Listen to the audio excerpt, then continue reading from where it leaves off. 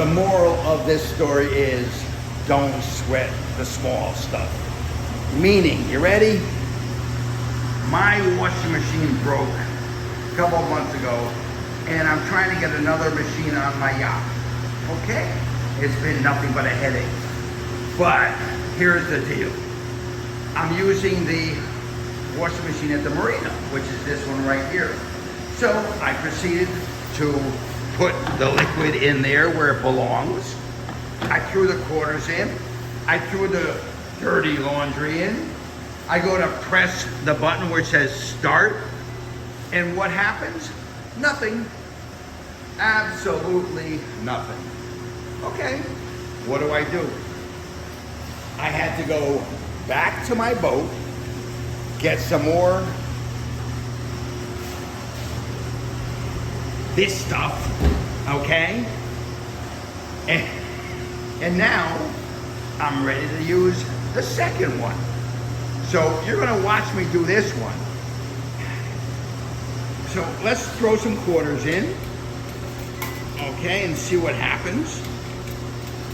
Let's do this. And now remember, I gotta take the other stuff out. And, you know, what are you gonna do? Well, this is the whole situation. All right, we're getting there. Okay. Now we put more in, more than what I'm supposed to, just in case. Now we gotta take this out and put it in the other machine. Now this is not easy doing it one-handed, but I'm gonna do this just because of you guys. And I'm not really worried about if it hits the floor because this is Dirty Laundry, which is the name of my other show, which I think you all know about that. I hope you do. Rick Sykes, Dirty Laundry. And we're actually gonna start working on that again because people love it. So here we go, look at this. We're filling this sucker up. We know we have the quarters in. And I think that's it, yep, that's it. So let's close the door. That one. Let's close this one. Okay. Now we're gonna put what's left of the laundry detergent, which that's the reason I had to bring the whole thing here, because I don't have that much left. Which means I have to go out and get more. So here we go, we're pouring that in. Okay, look at that stuff going. Woo! All right. Well, we're almost halfway to max. I thought I had more, but I don't. All right, that's good enough. Now we close that, and we go medium, and we go, what should we do? Hot, warm, or cold? Let's do hot for a change. I usually do cold. Now it says start. And let's see if something's gonna happen. Okay. No, oh, it started. Oh. So here's the deal. You know, everybody is always saying to me, Rick, what are you always smiling about? Why are you always happy? I'm gonna tell you why. Because you see what just happened to me. I gotta tell you, I just walked from my boat down to the laundromat, which is, it's not far, it's a couple 100 yards, okay? I'm carrying that sack of dirty laundry. It's not light, but that's what I was doing. Walked all the way down here, filled it all up, put it all in, pressed the button, and nothing works. Now, am I still smiling? Hell yes. You know why? And I've learned this years and years and years ago. Because things could be a lot worse. I'm not kidding. So look what I'm talking about. You see how nice this is? Look at this. You see this?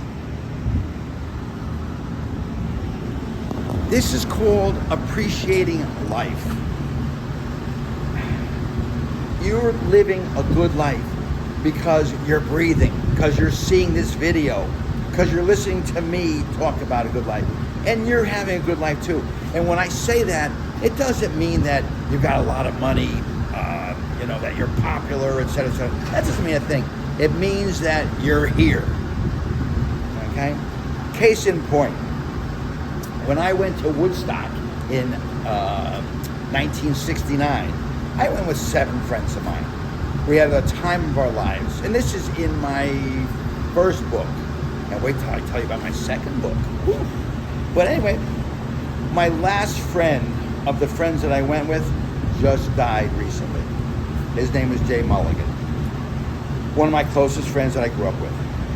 What does that tell me? It tells me this, what I'm telling you. Appreciate the fact that you're here. Now, I'm not saying that when you die, it's a bad thing. I mean, nobody knows. Nobody knows what happens after you die. I don't know, you don't know, and the only one that knows is God. All right? But appreciate while you're here. So when things happen like this today, I mean, most people get upset. They start swearing. They're like kicking the machine and, why me, et cetera, et cetera. I look at it and say, you know what? Shit happens. And you know what I'm saying? And then I look out at this beautiful scenery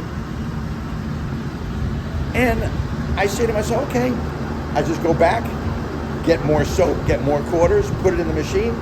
Okay, so it's an extra 20 minutes, half an hour. All right. I want you to understand that you have to appreciate every second that you're here on Earth. No matter what. Even if things are going bad for you. I always tell people, when things are going bad, the best thing about that is eventually they're going to go good. Nobody has a bad life 24 hours a day, 7 days a week. I don't care who you are. Nobody in the world has that.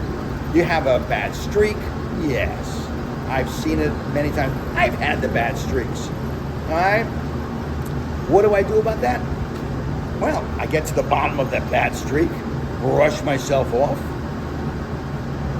keep smiling, because I know eventually that bad streak is going to turn into a good streak. Now, I just want to tell you, while I have your attention, if you're still listening, I have a new book that I'm working on. It's almost done. Now, my first book was called Drugs and Roses. It did very well. People love it.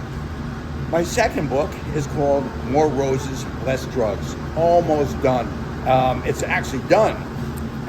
Really done. And a friend of mine sent the manuscript to AI Google for a book review, and the review came out phenomenal.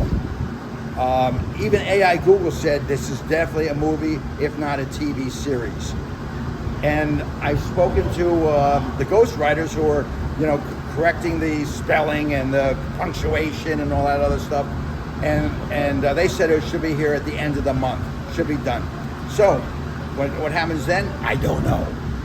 I have no idea. I didn't push the last book at all. Not at all. I did it more just for people, for my friends to see about my life, only because everybody's always asking about the beginning of my life. This is the middle of my life. This is crazy. These are crazy stories. And they're all true. And I think you're going to get a kick out of them. Let me explain how this works. I've got roughly about 10 short stories. And then I go into about, I think, 10 or 12 long stories. Now, these long stories are like 20 pages per chapter, stuff like that. And then I end it with another 10 or 12 short stories again to prepare you for book 3, which is going to be called All Roses. Now, the biggest complaint I got from the first book was the fact that people said it was too short. I mean, I never heard of anybody saying a book's too short, but it's 150 pages, the first book. Drugs and Roses. It's on Amazon if you guys want to read the first book. The second book, I'm telling you something, I'm trying to make that thing over 200 pages. And when it comes back, we'll see if it's over 200 pages. If not, then I'm going to add more stories because I have so many crazy stories to tell you folks.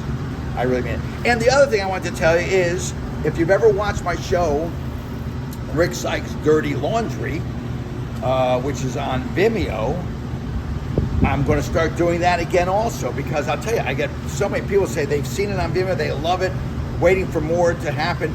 But I've been so involved with my other book, and I'm working on a new show, another reality show, which I can't tell you about yet, but that's going to be huge. So yes, I have a lot going on, but the bottom line, the moral to this whole conversation is this. When things are bad, things aren't great, things aren't going your way, don't worry about it, okay? Brush yourself off, say to yourself, you know what? Things will be better. Don't worry about it. Do you understand? So I'm signing off now. I want you to keep this in mind, and I hope you're having a great time in this world, okay? Thanks. It's a pleasure.